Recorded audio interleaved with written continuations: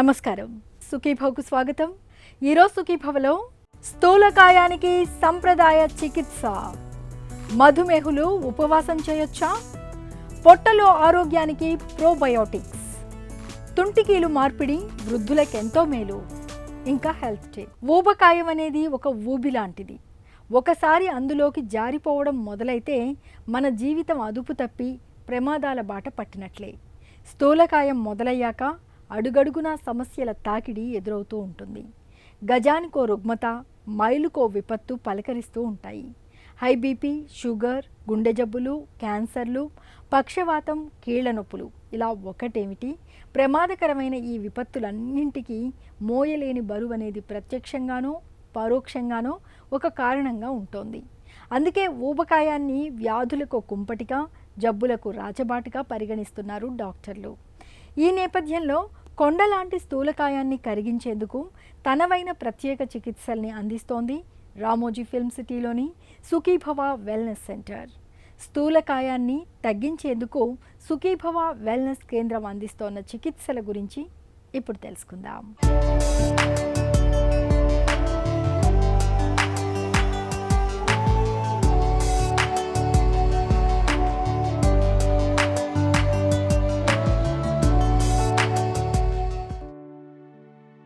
ఒకప్పుడు వేకువజామునే లేచేవాళ్లం, వేళకు తినేవాళ్లం, కాయకష్టం చేసేవాళ్లం, పెందలాడే నిద్రపోయేవాళ్లం. కాని కాలం మారింది. నిద్రవేళలు, తిండి వేళలు తారుమారయ్యాయి. టెక్నాలజీ రాకతో శారీరక కష్టం అటకెక్కింది. వీటికి తోడు ఒత్తిళ్లు, ఆందోళనలు పెరిగాయి. మొత్తంగా జీవనశైలి గందరగోళంగా తయారయింది. ఇలా జీవనశైలి దెబ్బతినడం వల్ల మానవాళికి వచ్చిపడ్డ అతిపెద్ద ఆరోగ్య ముప్పు స్థూలకాయం. స్థూలకాయంతో వచ్చిన చిక్కేమిటి అంటే అది ఒక్కటే 100 రకాల జబ్బుల్ని తెచ్చిపెట్టడం.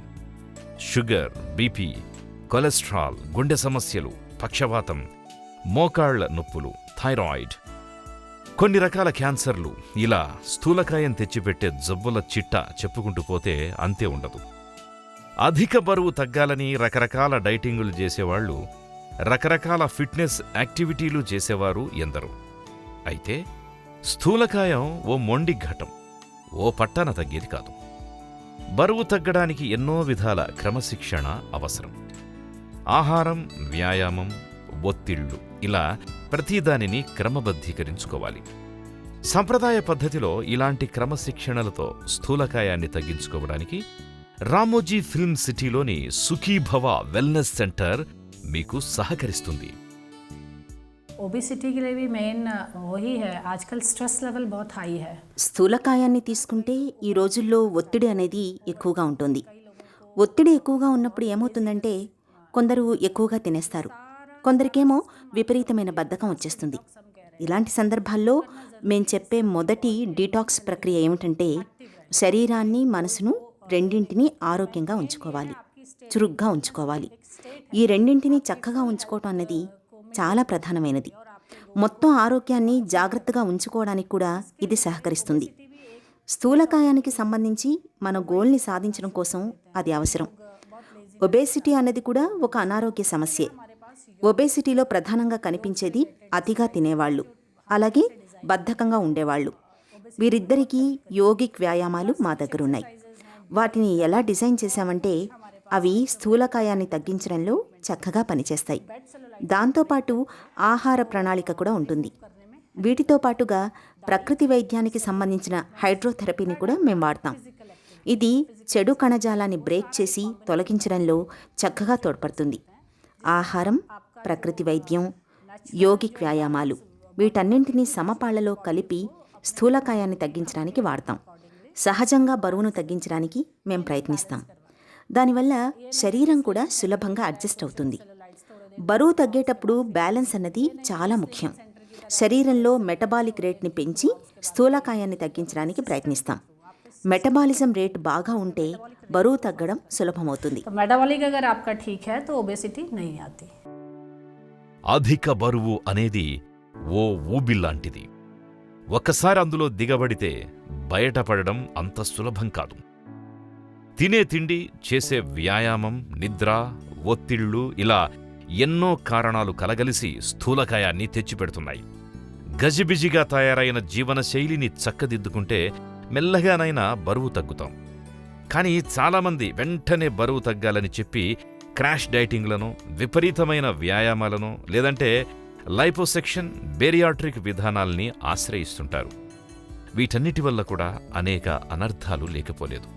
కాస్త మెల్లగానైనా సంప్రదాయ చికిత్సలతో తినే ఆహారాన్ని, వ్యాయామాన్ని, నిద్రను, ఆందోళనలను చక్కదిద్దుకొని సహజసిద్ధంగా బరువు తగ్గే మార్గాలు మనకు ఉండనే ఉన్నాయి.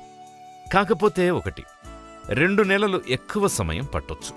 అయితే ఫలితం మాత్రం భేషుగ్గా ఉంటుంది. ఆయుర్వేదం, ప్రకృతి వైద్యం, యోగా విధానాలందించిన పద్ధతులతో స్థూలకాయాన్ని చక్కగా తగ్గించుకోవచ్చు. స్థూలకాయం అనేది ప్రస్తుతం ఆరోగ్య విపత్తు అనే చెప్పాలి. నిజానికి ఈ ఆరోగ్య విపత్తు ఒక్కరోజులో వచ్చిపడేది కాదు. దానిని తగ్గించుకోవడానికి తాత్కాలిక పద్ధతుల్ని కాకుండా శాశ్వత ఫలితాలనిచ్చే సంప్రదాయ విధానాల్ని ఆశ్రయించడం మంచిది.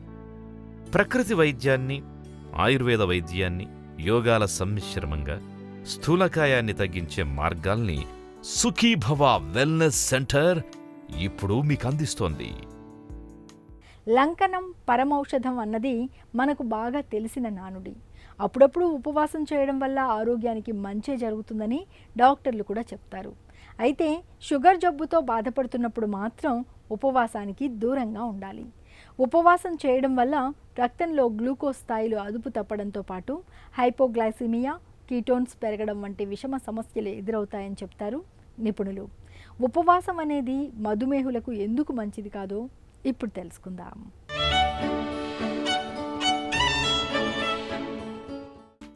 మధుమేహం అనేది ఒక ప్రత్యేకమైన దేహస్థితి.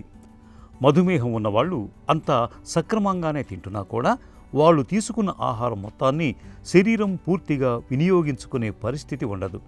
అందుకే మధుమేహాన్ని వైద్య పరిభాషలో ఆగ్యుమెంటెడ్ స్టార్వేషన్ అంటారు. పిండి పదార్థాల వంటివన్నీ తీసుకుంటున్నా కూడా వీరిలో శరీరం ఎలాగోలా తంటాలు పడి కొవ్వు పదార్థాల నుంచే శక్తిని సమకూర్చుకోవాలని ప్రయత్నిస్తూ ఉంటుంది. ఈ స్థితిలో వీరు 3 గంటల కంటే ఎక్కువ సమయం ఆహారం తీసుకోకుండా ఉంటే ఆగ్యుమెంటెడ్ స్టార్వేషన్ అనేది బాగా పెరుగుతుంది. ఇక 6 గంటల కంటే ఎక్కువ సమయం ఆహారం తీసుకోకపోతే శరీరం పూర్తిగా కొవ్వు పదార్థాల మీదే ఆధారపడటం ఆరంభిస్తుంది. ఈ క్రమంలో వీరి శరీరంలో ఎసిటోన్, ఎసిటాల్డిహైడ్, బీటా హైడ్రాక్సిబ్యూటిరేట్ అనే ఆమ్ల పదార్థాల స్థాయిలు చాలా ఎక్కువైపోతాయి. వీటిని కీటోన్ బాడీస్ అంటారు. శరీరంలో వీటి స్థాయిలు పెరిగితే గుండె, ఊపిరితిత్తుల పనితీరు దెబ్బతింటూ క్రమేపీ అవి విఫలమైపోతూ ఉంటాయి. అందుకే మధుమేహులకు ఏదైనా సర్జరీ వంటివి చేయాల్సి వచ్చి గంటల తరబడి ఆహారం ఇవ్వకూడని పరిస్థితి ఎదురైనా కూడా ఒకవైపు నుంచి గ్లూకోజ్ ఎక్కిస్తూ మరోవైపు ఇన్సులిన్ ఇంజెక్షన్లు ఇస్తారు. ఎప్పుడైనా సరే మధుమేహులు గంటల తరబడి ఆహారానికి దూరంగా ఉండాల్సి వచ్చినప్పుడు ఇలాంటి జాగ్రత్తలన్నీ అవసరం. కాబట్టి మధుమేహులు ఎట్టి పరిస్థితుల్లోనూ ఉపవాసం చేయకూడదు. అయితే మధుమేహానికి ముందస్తు దశలో ఉన్న వారికి మాత్రం ఉపవాసం మంచే చేస్తుందని, దీనివల్ల వారు త్వరగా మధుమేహం బారిన పడకుండా ఉంటున్నారని అధ్యయనాల్లో గుర్తించారు. కాబట్టి మధుమేహం లేనివారు, త్వరలో మధుమేహం వచ్చే అవకాశం ఉన్నవారు అప్పుడప్పుడు ఒక క్రమ పద్ధతిలో ఉపవాసం చేయటం మంచిది. శత్రువును ఓడించాలంటే దాడి చేయాలి, లేదా స్వశక్తితో శత్రువు భయపడి పారిపోయేలా చేయాలి. అనారోగ్య సమస్యల్ని నయం చేయడంలో వైద్య రంగం ఇప్పటి వరకు మొదటి రకం పద్ధతినే అనుసరిస్తూ వచ్చింది. అయితే రెండో పద్ధతిలో అంతర్గతంగా మిత్ర బ్యాక్టీరియాను బలోపేతం చేయడం ద్వారా వ్యాధుల మీద విజయం సాధించవచ్చని పరిశోధనలు నిరూపిస్తున్నాయి. ప్రోబయోటిక్స్ అలాంటి మిత్ర బ్యాక్టీరియాను పెంచేవే. పొట్టతో పాటు మన ఆరోగ్యాన్ని మొత్తంగా పెంచే ప్రోబయోటిక్స్ గురించిన పూర్తి వివరాల్ని ఇప్పుడు తెలుసుకుందాం. న్యాచురల్గా వచ్చే ప్రోబయాటిక్స్ మాట్లాడుకుంటే పెరుగు, మజ్జిగ, సోర్డో బ్రెడ్ అంటాం, పులుపు బ్రెడ్, ఫర్మెంట్ చేసిన ఇడ్లీ దోశలో కూడా ప్రోబయాటిక్స్ అనేది చాలా బాగా వస్తాయి. అది కాకుండా ఎక్కువ మనం మామిడికాయ పచ్చడి, ఈ పచ్చళ్ళు మనం స్టోర్ చేసి తీసుకుంటాం ఓవర్ పీరియడ్ ఆఫ్ ఇయర్. ఈ స్టోర్ చేయడం వల్ల కూడా మనకి ఫర్మెంటేషన్ వల్ల గుడ్ బ్యాక్టీరియా వస్తుందండి. సో న్యాచురల్గా మన ఇండియన్ ఫుడ్లో ప్రోబయాటిక్స్ అనేది చాలా ఎక్కువ ఉంటుంది. కాకపోతే ఇప్పుడు ఏమవుతుందంటే మనం కూడా వెస్టర్నైజ్ అయిపోతున్నాం. Stored food, packed food, fast food తీసుకోవడం అందరికీ నిత్య జీవితంలో అలవాటు అయిపోయింది. సో మనం రొటీన్గా మనం ట్రెడిషనల్ ఫుడ్లోంచి మనం ఫాస్ట్ ఫుడ్ దీనికి వెళ్ళినప్పుడు ఏంటంటే స్టోర్డ్ ఫుడ్లోను, మనం ప్యాక్డ్ ఫుడ్లోను, బయట ఫాస్ట్ ఫుడ్స్లోను ఈ ప్రోబయాటిక్స్ అనేది శాతం తగ్గుద్ది. అది కాకుండా మనకి మాంసాహారం ఎక్కువ తీసుకుని వెజిటేబుల్స్ తీసుకుంటూ పోతే కూడా మనకి ప్రోబయాటిక్స్ అనేది తక్కువ అయ్యే అవకాశాలు ఉంటాయి. ప్రోబయాటిక్స్ అసలు ఎప్పుడు తీసుకోవాలి అడిషనల్గా అంటే మనం ఏదైనా ఇన్ఫెక్షన్స్ వచ్చి మనం థ్రోట్ ఇన్ఫెక్షన్ కానీ వేరే ఇన్ఫెక్షన్ టైఫాయిడ్, మలేరియా ఏదైనా ఇన్ఫెక్షన్స్ మనం వచ్చినప్పుడు యాంటీబయాటిక్స్ తీసుకుంటాం. యాంటీబయాటిక్స్ తీసుకున్నప్పుడు ఆ యాంటీబయాటిక్స్ ప్రోబయాటిక్ బ్యాక్టీరియాని తీసుకెళ్ళిపోద్ది. ఎందుకు తీసుకెళ్ళిపోతుందంటే అంటే లిటరల్గా తీసుకెళ్ళడం కాదు, ఈ మన గుడ్ బ్యాక్టీరియా ఏం చేస్తుందంటే బ్యాడ్ బ్యాక్టీరియా ఏదైతే వచ్చిందో ఇన్ఫెక్షన్స్ దాంతో ఫైట్ చేయడం వల్ల కొంత మోతాదులో ఆ గుడ్ బ్యాక్టీరియా కూడా చనిపోయే అవకాశాలు ఉంటాయి. So the volume of good bacteria తగ్గిపోద్ది. దానివల్ల యాంటీబయాటిక్స్ తీసుకునే వాళ్ళకి చాలామందికి లూజ్ మోషన్స్ ఏ అవకాశాలు ఉంటాయి. సో ఇలా ఉన్నప్పుడు ఏంటంటే యాంటీబయాటిక్స్తో పాటు ప్రోబయాటిక్ తీసుకుంటే మనకి డబుల్ స్ట్రెంత్ ఇచ్చినట్టు. అంటే యాంటీబయాటిక్స్ బ్యాక్టీరియాని చంపుతాయి, ఈ గుడ్ బ్యాక్టీరియా వేస్తే ఈ గుడ్ బ్యాక్టీరియా కూడా బ్యాడ్ బ్యాక్టీరియాని వాటిని చంపడానికి హెల్ప్ చేస్తాయి. సో అదొకటి. రెండవది ఇరిటబుల్ బౌల్ సిండ్రోమ్. అంటే కొంతమందికి చిన్న చిన్న ఇరిటేషన్స్, ఆలోచన, స్ట్రెస్ వచ్చినా కానీ మోషన్ అవుతూ ఉంటుంది. వీళ్ళకి కూడా ప్రోబయాటిక్ సప్లిమెంట్ చేస్తే ఆ ఇబ్బందులు తగ్గుతాయి. అల్సరేటివ్ కాలైటిస్, క్రాన్స్ అని మనకి పెద్ద పైకి వచ్చే డిసీజెస్ కూడా ఇది వాడతాం. ఎగ్జిమా, స్కిన్ డిసీజ్లో ఎస్పెషల్లీ ఎగ్జిమాలో ప్రోబయాటిక్ శాతం తక్కువైతే good bacteria eczema skin issue పెరుగుద్ది. వీళ్ళకి కూడా మనం ప్రోబయాటిక్స్ తీసుకోవాలి. ఇప్పుడు మనకి మార్కెట్లో ప్రోబయాటిక్స్ చాలా రకాలు ఉన్నాయండి. కొన్ని ఓవర్ ద కౌంటర్ దొరుకుతాయి, అంటే మనకి ఏ ప్రిస్క్రిప్షన్ లేకుండా తీసుకోవచ్చు. కొన్ని ఏమో మన ప్రిస్క్రిప్షన్ ద్వారా ట్యాబ్లెట్స్ తీసుకునే అవకాశాలు ఉంటాయి. సో ఇది ట్యాబ్లెట్స్లా ఉన్నాయి, పౌడర్లా ఉంటాయి, లిక్విడ్లా ఉంటాయి, అన్ని రకాలు ఉంటాయి. బట్ చేసే పని అన్నీ ఒకటే. సో ఎవరికి ఎలా ఉపయోగపడద్దో డాక్టర్ సలహా మేరకు మనం ప్రోబయాటిక్స్ తీసుకుంటే ట్యాబ్లెట్స్ అయితే నయం అవుతుందండి. వృద్ధాప్యంలో పొరపాటుగానో ప్రమాదవశాత్తుగానో కింద పడితే ముందుగా విరిగేది మన తుంటి ఎముకే. ఒకప్పుడైతే విరిగిన తుంటికీలుకు ఎలాంటి చికిత్స ఉండేది కాదు. తుంటి ఎముక విరగ్గానే బామ్మగారైనా తాతగారైనా మంచం పట్టేవారు. కాలకృత్యాలు మొదలుకొని అన్నపానీయాల వరకు అన్ని మంచంలోనే జరగాల్సి వచ్చేది. దీంతో శరీరానికి కదలికలు లేక క్రమేపీ మరణానికి చేరువయ్యేవారు. ఇది ఒకప్పటి పరిస్థితి. అయితే కృత్రిమ తుంటికీలు అందుబాటులోకి వచ్చాక పరిస్థితి పూర్తిగా మారిపోయింది. తుంటికీలు మార్పిడి ఆపరేషన్ తర్వాత వృద్ధులు చక్కటి జీవనం గడపడానికి సాధ్యపడుతోంది. వృద్ధులకు వరం లాంటి తుంటికీలు మార్పిడి గురించిన పూర్తి వివరాల్ని డాక్టర్ని అడిగి ఇప్పుడు తెలుసుకుందాం.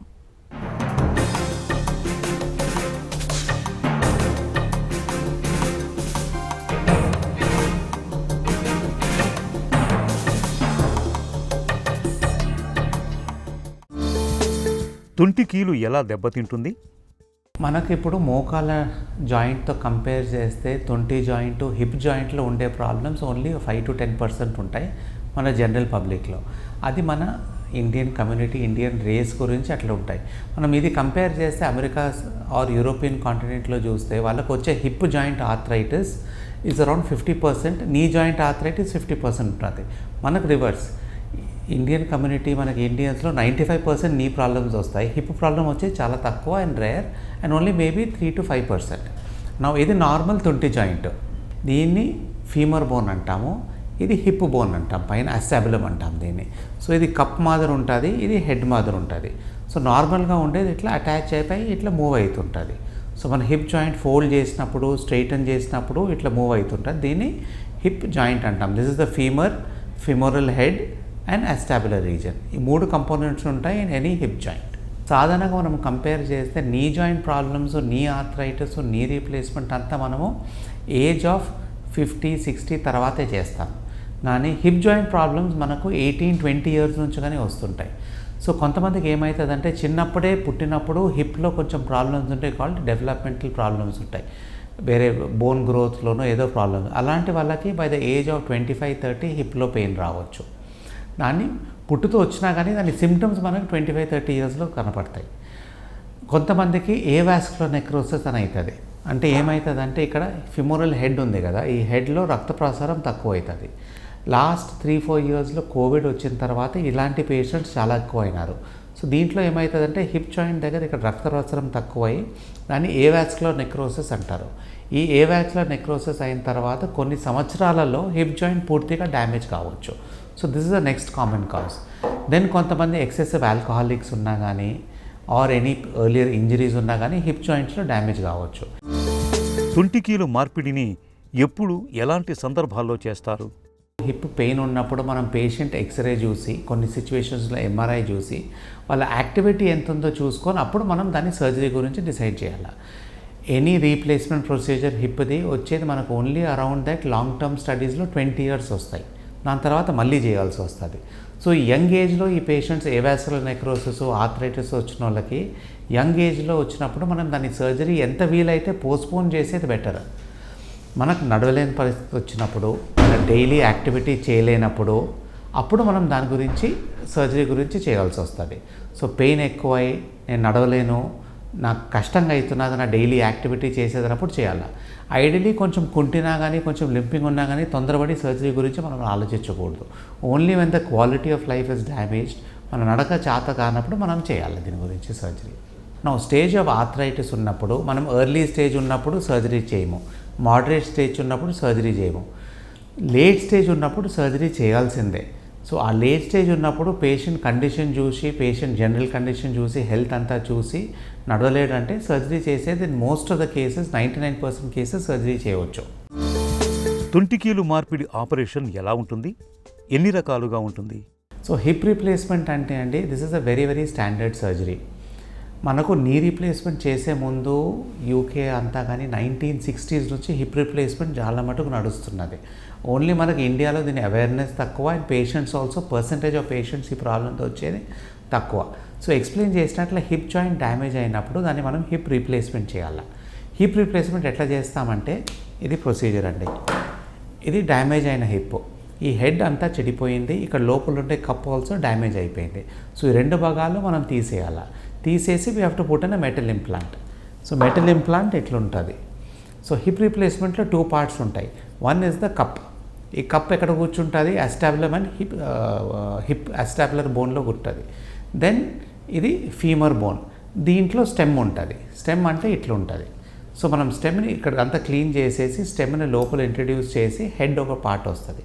So in the parts of hip replacement there is a cup, there is a stem with the head. So దీంట్లో డిఫరెంట్ టైప్స్ ఉంటాయి, డిఫరెంట్ కాంబినేషన్స్ ఉంటాయి. సో హిప్ రీప్లేస్మెంట్ చేసిన తర్వాత ఈ పార్ట్స్ మారిన తర్వాత ఇవి ఇట్లా మూవ్ అవుతుంటాయి. Only thing is we advice patient surgery తర్వాత కింద కూర్చోకూడదు, లో స్టూల్స్ మీద కూర్చునేది అవాయిడ్ చేసి బాస్పెట్లు వేసుకోవద్దని చెప్తాము. రొటీన్ యాక్టివిటీస్, వాకింగ్ అన్నీ ఆడేది, లైట్ స్పోర్ట్స్ అంటే గాల్ఫ్ ఆడేది, డబుల్స్ టెన్నిస్ ఆడేది అన్నీ చేసుకోగలుగుతారు. తుంటికీలు మార్పిడితో ఉన్న లాభ నష్టాలేంటి? మనకుండే ఆర్థోపెడిక్ సర్జరీస్ వేరే సర్జరీస్తో కంపేర్ చేసినా hip replacement and knee replacement one of the most successful surgeries. అంటే పేషెంట్ ఏ కండిషన్ నుంచి ఎంత రికవర్ అవుతారో చాలా డిఫరెన్స్ ఉంటుంది. వాళ్ళ daily quality of life improve అవుతుంది, వాళ్ళు నడవచ్చు, తిరగవచ్చు, యాక్టివిటీస్ చేసుకోవచ్చు అండ్ నార్మల్ వాకింగ్ వస్తుంది. సో హిప్ రీప్లేస్మెంట్తో చాలా అడ్వాంటేజెస్ ఉంటాయి. నా డిసడ్వాంటేజ్ అనుకుంటే ఆబ్వియస్లీ కాంప్లికేషన్స్ ఆఫ్ సర్జరీ అని మనం మాట్లాడతాం. సో కొంతమందికి హిప్ రీప్లేస్మెంట్ చేసిన తర్వాత వేరియస్ రీజన్స్, బోన్ సరిగా లేకనో ఇంప్లాంట్స్లో కొంచెం ప్రాబ్లమ్ వచ్చో డిస్లొకేట్ కావచ్చు. అంటే ఈ తుంటి మనం లోపల ఫిక్స్ చేసేది పక్కకు జరిగిపోతుంది. అది జరిగినప్పుడు దాన్ని డిస్లొకేషన్ ఆఫ్ హిప్ అంటారు. దాని incidences around 0.5 to 1% in the or maximum 2% depending on the condition. So ఈ కండిషన్ వచ్చినప్పుడు మళ్ళీ సర్జరీ చేసే ఛాన్స్ ఉంటుంది.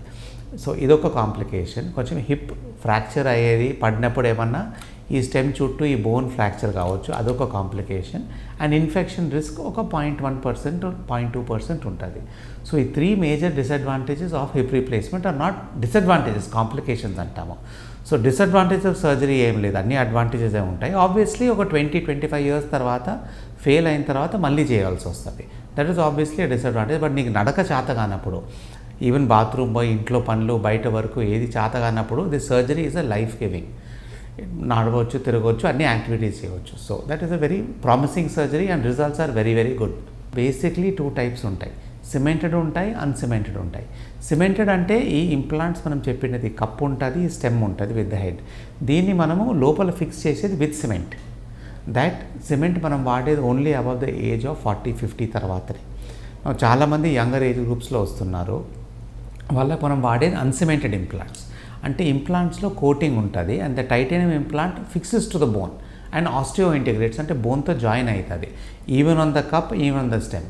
So most replacements nowadays done are uncemented, అంటే విదౌట్ సిమెంట్. నో దీంట్లో the most important material made is the cup, లోపల ఉండేది material and this. So ఈ కప్లో వాడే ప్లాస్టిక్ దాన్ని క్రాస్లింక్ పాలిఎథిలీన్ అంటాం, హైలీ క్రాస్లింక్ పాలిఎథిలీన్. అది అరుగుదల చాలా స్లో ఉంటుంది and results wise this is the most ideal material. Or we can use ceramic also. So ఈ 2 choices are the best materials in the world and most surgeons prefer either one of them. ఈ హెడ్లో వాడేది 2 types ఉంటాయి, metal ఉంటుంది అంటే cobalt chrome or ceramic. So ఏదైనా వాడవచ్చు depending on the age of the patient. Younger age గ్రూప్లో ceramic వాడతాము, అబౌవ్ ద ఏజ్ ఆఫ్ 60 ఉన్నప్పుడు 60-65 ఉన్నప్పుడు మెటల్ వాడతాము. But both the ones have equally good results and depending on the surgeon మనం discuss చేసి ఏ materials వాడాలా, సెరామిక్ వాడాలా, metal వాడాలా ఆర్ ప్లాస్టిక్ వాడాలా డిస్కస్ చేస్తాం. This only for the bearing surface, అంటే హెడ్ అండ్ కప్ లైనర్. లోపల వాడే మెటీరియల్స్ ఇవన్నీ స్టెమ్ అంతా వరల్డ్ వైడ్ అంతా వాడేది same, either titanium or cobalt chrome ఉంటాయి. తుంటికీలు మార్పిడి ఎంతవరకు విజయవంతం అవుతోంది? హిప్ రిప్లేస్మెంట్ తర్వాత success rate is close to 99.5% అండి. నా ద 0.1% ఉండే 0.5% to 0.3% వచ్చే complications are very few and rare. So depending on the patient age బట్టి ఆ కాంప్లికేషన్స్ రావచ్చు. బట్ సర్జరీ తర్వాత recovery also fairly fast. Within 3 to 4 weeks recovery బాగానే ఉంటుంది. 6 weeks కార్ డ్రైవ్ చేయవచ్చు, ఆఫీస్ పోయేది, బైక్ నడిపేది 4 to 6 weeksలో చేసుకోవచ్చు. పెయిన్ ఆల్సో రికవరీలో తక్కువ ఉంటుంది compare to other surgeries. So it is a fast recovery, good recovery and they can walk without a stick within 3 to 4 weeks. తుంటికీలు మార్పిడిని వృద్ధులకు నిజంగా ఒక వరమనే చెప్పుకోవచ్చు. మంచానికే పరిమితం అవ్వాల్సిన అగత్యాన్ని తప్పిస్తూ మలి వయసులో తమ పనులు తాము చేసుకునేందుకు తుంటికీలు మార్పిడి అనేది ఎంతగానో ఉపకరిస్తుంది. శేష జీవితాన్ని హాయిగా గడిపేందుకు తోడ్పడుతుంది. ఒక చిన్న చిట్కా మీకోసం. నోటి దుర్వాసనతో బాధపడుతున్నప్పుడు ప్రతిరోజు ఉదయాన్నే బ్రష్ చేసిన తర్వాత 1 గ్లాసుడు గోరువెచ్చటి నీటిలో 1 చెంచాడు తేనె, 2 చిటికెల దాల్చిన చెక్క పొడిని కలిపి ఆ నీటితో 4-5 సార్లు నోటిని పుక్కిలించండి. నోటి దుర్వాసన తగ్గి రోజంతా శ్వాస తాజాగా ఉంటుంది.